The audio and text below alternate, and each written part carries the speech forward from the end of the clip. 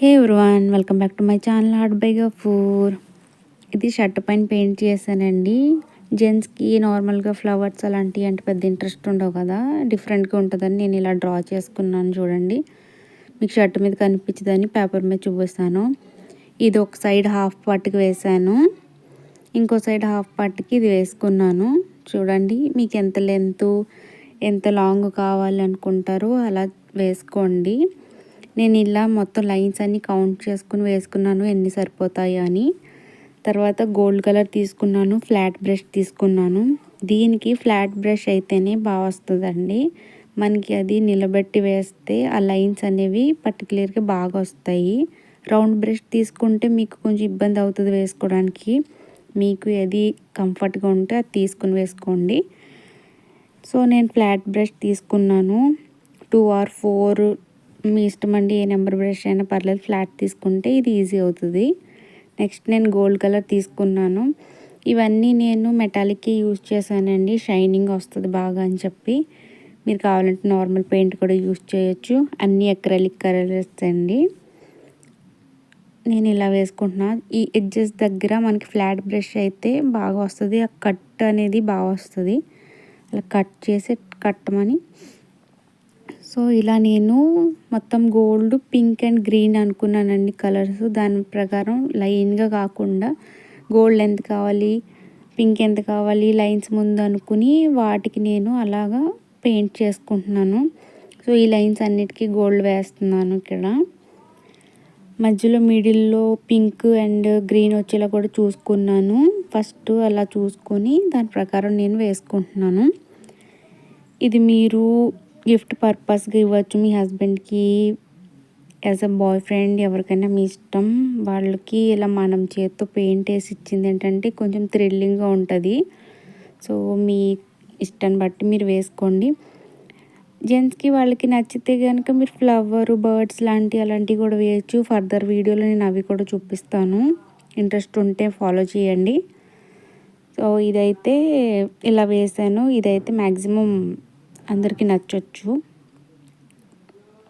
So నేను ఇలా మొత్తం పెయింట్ చేసుకుంటున్నానండి. మీకు ఎలాంటి పెయింటింగ్కి సంబంధించిన వీడియో కావాలని నాకు కామెంట్ సెక్షన్లో మెసేజ్ చేయండి, నేను వేసి చూపిస్తాను.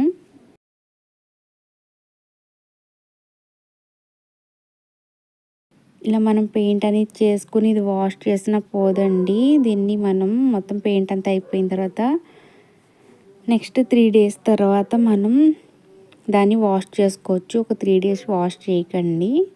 అండ్ తర్వాత ఒకసారి ఐరన్ చేసుకుంటే మీకు ఇంకా మంచిది, ఇంకా బాగా స్టిక్ అయిపోతుంది అది ఐరన్ చేసుకుంటే. తర్వాత నెక్స్ట్ నేను పింక్ తీసుకుని పింక్ వేస్తున్నానండి. మెటాలిక్, ఇది కూడా అక్రిలిక్ కలర్లో. మెటాలిక్ కలర్స్ అంటే బాటిల్స్ చిన్నగా ఉంటాయండి, కొంచెం నార్మల్ పెయింట్ కంటే కొంచెం చిన్నగా ఉంటాయి అవండి. ఇవి నేను మొత్తం పెయింటింగ్ సంబంధించిన డీటెయిల్స్ అన్నీ మీకు ఒకసారి బిగినర్స్ కోసం అన్నీ చెప్తాను, అది కూడా ఫర్దర్ వీడియోలో చెప్తానండి. ఏ బ్రష్ యూస్ చేయాలి, ఏ పెయింట్ యూస్ చేయాలి అనేది నేను చెప్తాను. సో నేను ఇలా పెయింట్ చేసుకుంటున్నాను. ఇక్కడ గ్రీన్ వేస్తున్నాను చూడండి, ఇది కూడా మెటాలిక్ కలరు గ్రీన్. ఇవి ఏంటంటే కొంచెం షైనింగ్ ఉంటాయి, అవి సాదా పెయింట్లా కాకుండా ఇది పెయింటే మనకి షైన్ వస్తుంది. సో నేను ఇలాగా నాకు ఎక్కడెక్కడ ఏ కలర్ కావాలి ముందే చూసుకొని దాని ప్రకారం నేను వేసుకున్నాను. నేను కార్బన్ పేపర్ పెట్టి గీసుకున్నానండి నీట్గా. మీరు కావాలంటే పెన్సిల్తో డైరెక్ట్గా వేసుకున్నా ఓకే. అండ్ నేను స్టోన్స్ పెట్టుకుంటున్నాను అక్కడక్కడ. మీకు ఇవి నచ్చకపోతే స్కిప్ చేయొచ్చు. జస్ట్ తక్కువ అక్కడక్కడ పెట్టుకున్నానండి. ఇప్పుడు ఏది చేసినా ట్రెండే, మీకు ఎలా అనిపిస్తే అలా చేయండి.